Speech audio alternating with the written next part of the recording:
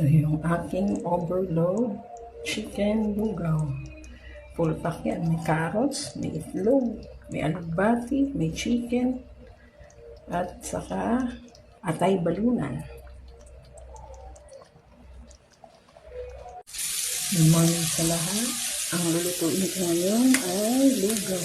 Binabad ko na yung malagkit. May down ako ng alugbati. May chicken breast ako at saka isang chicken thigh. Ito naman, pinipisa ko na yung bawang, sibuyas, luya, at saka yung balunan na hiniwa ko. Ayan. Meron din tayong atay ng manok, carrots at itlog, luyang dilaw, at saka saffron. Bali asin at saka paminta lang yung ating pantimpla, saka chicken powder. Isunod na natin ilagay ang ating mga chicken breast para mag-isa ng maayos yan. Ngayon natin skin. Tapos maglalagay tayo ng asin. Gisahin ko muna bago ko lilipat sa kaldero. Maglagay tayo ng konting asin. Taktak lang.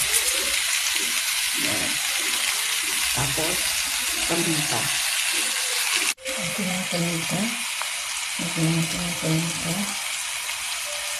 At syempre ang ating luyang dilaw. Itakpak na rin natin.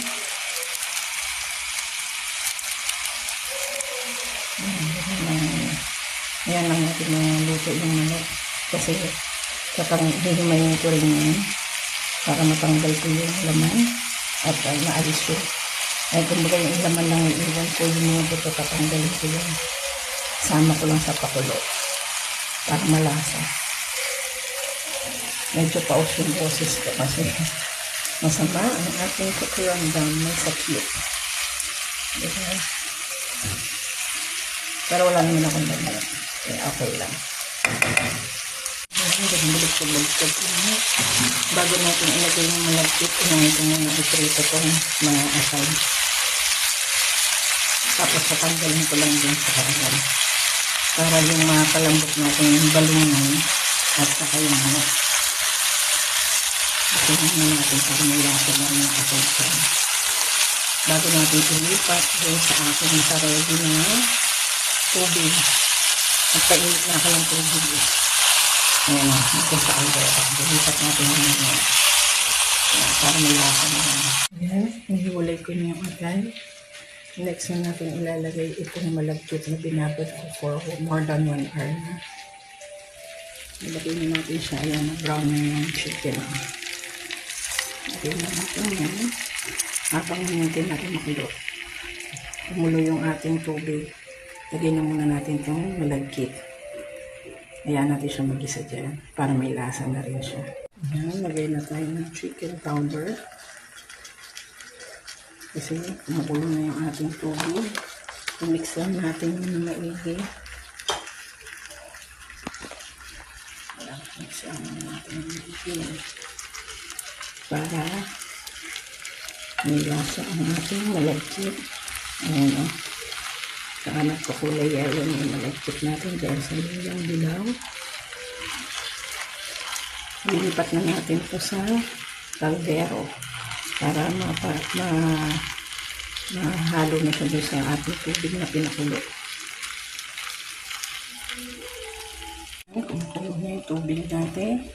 Lilipat natin yung mga chicken. Ayan. Kasi yan yung ating hihimayin maya-maya ng konti. Ayan.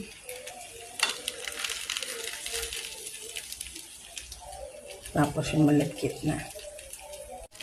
Ayan, ito na yung malagkit natin. Hanggang sa brown-brown na rin. Para makuha na lahat ng lasa. Kasi natin ilipat ang minix ko muna. Ayan. Ayan.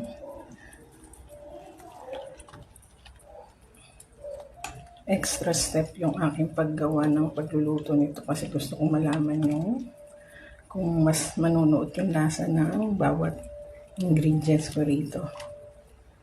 Yan. Patuloy lang natin pakuluin. Tapos maya-maya kukunin ko na itong mga chicken para mahimay ko na yan. Yan. Yan na lang muna para sure na ma-post ko ito. Ano ko na muna yung mga manok para mahimay ko na.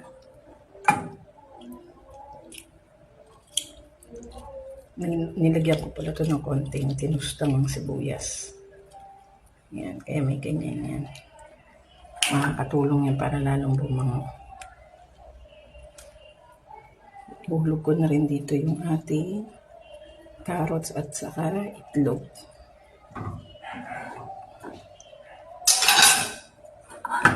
Para may gulay tayo.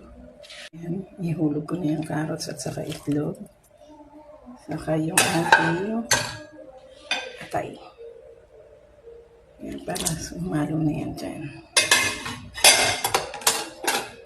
Habang papalamigin ko lang saglit yung ating manok, ihimayin, ilalagay dyan. Yan. Ayan.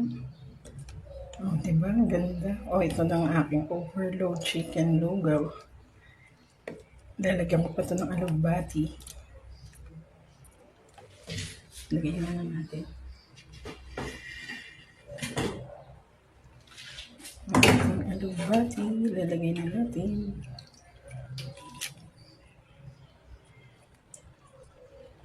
Ayan.